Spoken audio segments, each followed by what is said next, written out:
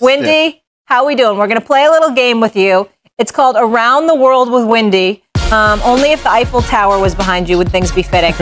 Okay, so we're going to hit through a couple storylines here, and we start with the game of the night. The Warriors in Boston taking on the Celtics. Many wondering if Jason Tatum would go off in a revenge for Steve Kerr, giving him limited minutes during the Olympics. Kerr got his booze. Tatum had 32, but the Warriors were a lot to handle for the Jaylen Brownless Celtics. Buddy Hield. Was this a statement game? Well, what do you think? I mean, it's just a statement. If we don't win this game, everybody's like, oh, they didn't play nobody. You know, so you got to come make a statement, right? And on the road, so, you know, that's how the basketball world talks. You know, they say we haven't played nobody yet, so we battle tested and got to see if it's real. All right, Wendy, how good are these Warriors? So they have this gauntlet that they're running right now. Boston last night, Cleveland, 9-0 Cleveland Cavs tomorrow night, and then they play in Oklahoma City. And they did have a little bit of a soft schedule, like Buddy Hield was saying. But you know what's ironic about this is Kerr is getting booed because of what happened in the Olympics. But the way Steve Kerr is playing with the Warriors right now is a very Olympic-style game plan. In the Olympics, and Mike Krzyzewski really pioneered this when he was the coach, what they would do is the U.S. has so much more depth than everybody. So he would play 5 guys. He would tell those guys to go out there and run around like crazy until you're exhausted on defense, and then he would bring 5 new guys in. And the idea is you're taking 5 All-Stars out and putting 5 All-Stars in, and it's won the U.S. 5 straight gold medals. That's what Steve Kerr did largely in the Olympics in Paris. It was 5-5, though there were 10, and Tatum was the 11th guy against Serbia. But whatever. What he's using now is he's using 12 or 13 players, and he's playing them Olympic style. He's playing like 7 of them, like between 13 and 20 minutes. They're going out there. They're exhausting themselves on defense, and then he's doing mass subbing. And then he's letting Draymond Green and Steph Curry do the heavy lifting at each end of the court. But it's working. If you watch the way the Warriors play, they play high-pressure defense. They're double-teaming like crazy. Now, if you're a Celtics fan, of course, I need to point out, Jaylen Brown did not play last night. Yeah. Kristaps Porzingis didn't play. And it's easier to double-team when you're missing 2 dynamic players like that. But they're double-teaming. The players get exhausted. Out comes two more come in, and they've got the number 2 defense in the league so far. And if you can limit the Boston Celtics, who have an absolutely dynamic offense, you can do special stuff. Absolutely. And when you talk about what Wendy's saying, when you're able to blitz the way they did in that first half against the Boston Celtics, you like that right there? Yeah, blitz. That's what they call it. I feel like I'm saying I said J.J. Redick. Don't go that far. When you're able to do that and you have so many guys that can play, you can sub those guys out and move them around. And yes, the Celtics got going in the third quarter and just started knocking down threes. But I think the cool part about it is when you have experience like you have in a Steph Curry and you have in a Draymond Green, you got to get to the fourth quarter. Once you get to the fourth quarter and you get to winning time, you put the ball in those guys' hands and allow them to do their thing. But the fun thing for this team is when you talk about Kerr playing multiple guys, the only way you can do that is guys have to step up and make plays and earn those minutes. Guys like Jonathan Kuminga coming off the bench playing well. Guy like Buddy Hield you bring over there, and he's making the big 3 at the end of the game to secure it. Those are the moments in the players that are stepping up that allows him to play that rotation. Wendy, I have a question for you, just as like an observer, okay? I watched this game a little bit last night. Do they have enough size? Because I think, again, just being a fan of the NBA with Denver, do they have enough size? Because I didn't see a lot on the court. That is a question, and one of the things that's also happened this year is Kevon Looney, who frankly last year, he was their center for all their championships. He sort of played a bit role with Andrew Bogut for a while. Looney, frankly, was just not good last year, and people were wondering, is Looney past his prime?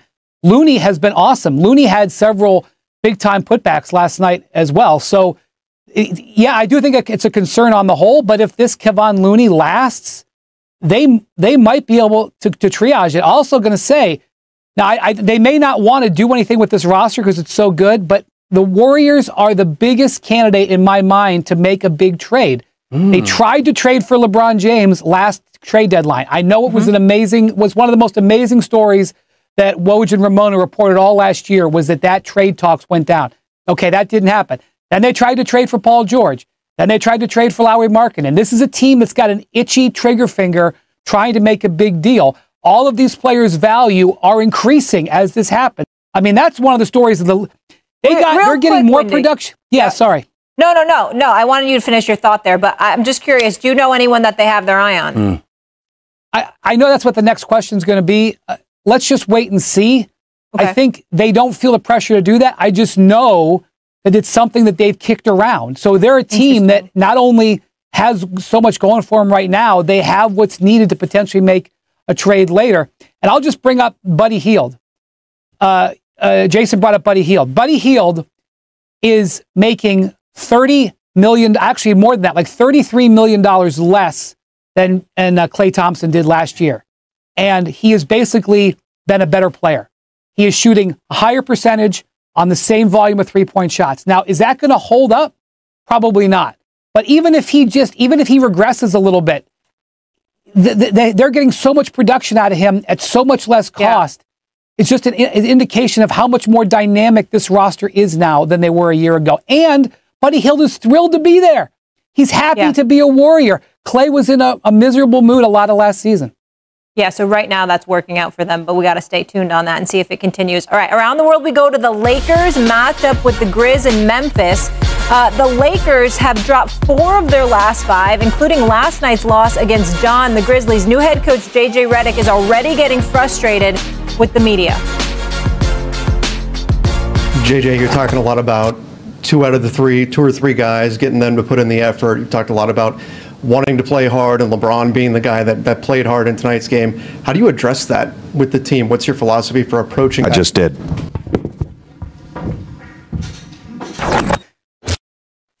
I love it. JJ being JJ. Wendy, are these the same old Lakers? Yes, and these are 2 things I could have predicted. One, the Lakers having trouble on defense with the exact same roster they had a year ago, and JJ getting frustrated a little bit at times during press conferences and being very entertaining in the process. I think we're going to continue to see both of those things throughout the season. JJ has done a very good job with the Lakers making their offense a little bit more dynamic, but they brought back the same roster, guys. They brought back the same roster, and the same problems that Darvin Ham had on defense, JJ Redick is now dealing with. They are 28th in defense so far, and that is, you can't be a competitive team and be that bad on defense. And their problem is they don't have perimeter defenders. They didn't have them last year, which is why you had Darvin Ham searching up and down his roster, trying to find guys to do it.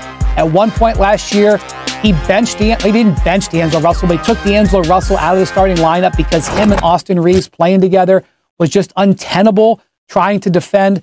Last night, JJ, basically questioned D'Angelo Russell's effort right in front of everybody. Like Darvin Ham was doing that last year, just not necessarily in a press conference setting. It's the same situation. And then last night, you got Anthony Davis out. Anthony Davis has been their best player so far. And when you take out that kind of production, you just can't replace it if you can't defend. And so this is why I think predicting what was going to happen with the Lakers this year was one of the easiest things to do, because they're going to probably be headed for the play-in. They've got some stuff going for them, which is why they're 4-4. They're not like the Bucks and 76ers that are at the bottom. They're respectable. If they were in the East, they'd be in 3rd place.